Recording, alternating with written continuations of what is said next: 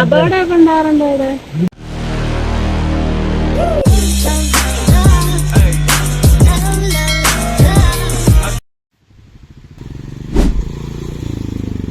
വെള്ളച്ചാട്ടത്തിൽ പോവാ. ഇവിടുന്ന് 1 കിലോമീറ്റർ നടക്കാനുണ്ട്. ഇവിടുന്ന് വരെ നമ്മുടെ വണ്ടിയൊക്കെ വരുത്തോളൂ. ഇവിടെ നമുക്ക് 1 കിലോമീറ്റർ നടന്നിട്ട് വരാം. ഇനി നമ്മൾ പോകുന്നത് കല്ലാർ നദിയുടെ തീരത്തൂടെയാണ്. കാണാൻ നല്ല ശാന്തമാണെങ്കിലും ഇവിടുത്തെ അപകടം കുറച്ച് വലുതാണ് കേട്ടോ. ഈ കാണുന്ന പടവുകളൊക്കെ കയറി വേണം വെള്ളച്ചാട്ടത്തിലേക്ക് എത്താൻ. കറക്റ്റ് 1 കിലോമീറ്റർ ദൂരമാണ് കേട്ടോ അങ്ങോട്ടേക്കുള്ളത്. പോകും വഴി അത്യാവശ്യം വെള്ളം കരുതുന്നത് വളരെ നല്ലതാണ്. പിന്നെ പടവുകളൊക്കെ സൂക്ഷിച്ചു കയറുക. അങ്ങോട്ട് പോകുന്തോറും അപകടം കൂടിക്കൂടി വരും. ഒന്ന് കാല് വഴുതിയാൽ പിന്നെ പറയണ്ടല്ലോ. മുകളിലേക്ക് പോകുന്തോറും ഇതേപോലെ ഓരോ സ്ഥലത്തും ഗൈഡുമാരുണ്ടായിരിക്കും.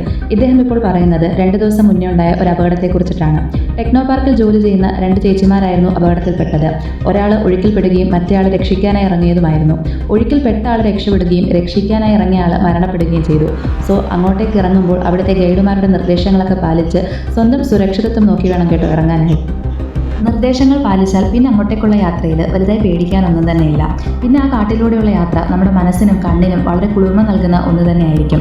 ഓരോ കാഴ്ചകളും കാണുമ്പോൾ ഇതൊക്കെ ആരുണ്ടാക്കി എന്ന് നമുക്ക് തോന്നിപ്പോവും. പിന്നെ ഇതാ ഇതേപോലുള്ള മനുഷ്യർ കയ്യിലെ വെള്ളം തീർന്നത് കൊണ്ട് അല്പം വെള്ളം കുടിക്കാനായി കയറിയതാണ് കേട്ടോ.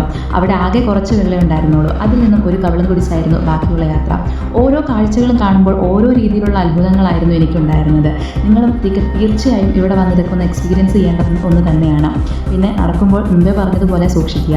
രാത്രി സമയങ്ങളിലായിരിക്കും ഇവിടെ കൂടുതലും ആനിമൽസ് ഒക്കെ ഇറങ്ങാറുണ്ടെന്നാണ് ഗൈഡ് പറഞ്ഞത്. അതുകൊണ്ട് പകൽ അതിനെ ഓർത്ത് വലിയ പേടിയൊന്നും തന്നെ നമുക്ക് വേണ്ടുന്നതല്ല. ദീർഘനേരത്തെ കാട്ടിലൂടെയുള്ള യാത്രയ്ക്ക് ശേഷം ഇനി ഇത് ക്രോസ് ചെയ്ത് പോകണം. ഇവിടം കൊണ്ട് കാട് തീരുകയല്ല, ഇത് ക്രോസ് ചെയ്താൽ പിന്നെയും കാട് തന്നെ. ഇതിലൂടെയുള്ള യാത്ര അല്പം ശ്രദ്ധിക്കണം കേട്ടോ. ഇവിടെയും ഗൈഡുണ്ട്. ഇവിടെ ശ്രദ്ധിക്കണമെന്ന് പറയാൻ കാരണം ഇവിടെ അല്പം അധികം നല്ല വഴുക്കലുള്ള ഉരുളം കല്ലുകളൊക്കെ ഉണ്ട്. അതുകൊണ്ട് തന്നെ നമ്മൾ ശ്രദ്ധിക്കേണ്ടതായിട്ടുണ്ട്. 2 സൈഡും ഇതേപോലെ കയറൊക്കെ കെട്ടിയിട്ടുണ്ട്. മഴ കൂടുന്ന സമയത്ത് ഇങ്ങോട്ടേക്കൊന്നും പ്രവേശനം ഉണ്ടായിരിക്കുന്നതല്ല. അങ്ങനെയാണ് അവിടുന്ന് ഗൈഡ് പറഞ്ഞത്. കാരണം ഇവിടെ എല്ലാം മൊത്തത്തിൽ വെള്ളം നിറയും. പിന്നെ എങ്ങനെ നമ്മൾ ക്രോസ് ചെയ്ത് പോകാനാണല്ലേ. ഇവിടുത്തെ കല്ലുകളുടെ വലിപ്പം തന്നെ കണ്ടോ, ആരോ ചുമന്നിട്ടതുപോലെ നമുക്ക് തോന്നിപ്പോകുമല്ലേ.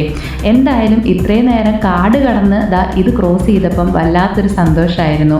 പക്ഷേ പിന്നെ കാട്ടിലോട്ട് തന്നെ ഇങ്ങനെ കാട്ടിലൂടെ ഒരു അന്തവും ഗതിയും ഇല്ലാതെ നടന്നുകൊണ്ടേയിരിക്കുക. പക്ഷെ അതൊരു രസമുള്ള നടത്തം തന്നെയായിരുന്നു കേട്ടോ. അങ്ങനെ അത്രയും നേരത്തെ നടത്തയ്ക്കൊടുവിൽ നമ്മുടെ ഇത്രയും നേരം കാണാൻ കൊതിച്ച കാഴ്ചയിലേക്ക് വന്നു. സന്തോഷമുണ്ടോയെന്ന് വെച്ചാൽ ഭയങ്കര സന്തോഷമുണ്ട്. എന്നാൽ ഒരു ഇത്തിരി സങ്കടം ഉണ്ടായിരുന്നു. ഞാൻ പ്രതീക്ഷിച്ചത്ര വെള്ളം അവിടെ വന്നില്ല കേട്ടോ. അത് ഒരു ദിവസം മഴ പെയ്തില്ല എന്നതുകൊണ്ടാണ് ഒരിത്തിരി വെള്ളത്തിൽ കുറവ് വന്നതെന്നാണ് അവിടുത്തെ ഗൈഡ് എന്നോട് പറഞ്ഞത്. നല്ല മഴയുള്ള സമയത്ത് ഇവിടെ ഫുള്ള് വെള്ളം നിറഞ്ഞിട്ട് നമുക്കിവിടെ നിന്ന് നിൽക്കാൻ പോലും പറ്റത്തില്ല. അങ്ങേ അറ്റം വരെ വെള്ളം വരുമെന്നാണ് പറഞ്ഞത്. പിന്നെ ഈ ചേട്ടൻ ഉൾപ്പെടെ ഈ ഗൈഡിനോട് ചോദിക്കുന്നത് ഇപ്പോൾ ഇവിടെ എന്താ ആളെ ഇറക്കാത്തതെന്നാണ്. ഇവിടെ അപകടങ്ങൾ കൂടി വന്നപ്പോഴാണ് അങ്ങോട്ടേക്ക് കുളിക്കാനായിട്ട് ഇറങ്ങുന്നത് നിരോധിച്ചത്. എന്തായാലും പോകുന്നവർ സുരക്ഷിതമായി പോകുക. ഇനി നമ്മൾ തിരിച്ച് കാടിറങ്ങുകയാണ്. അപ്പോൾ എല്ലാവർക്കും ബൈ.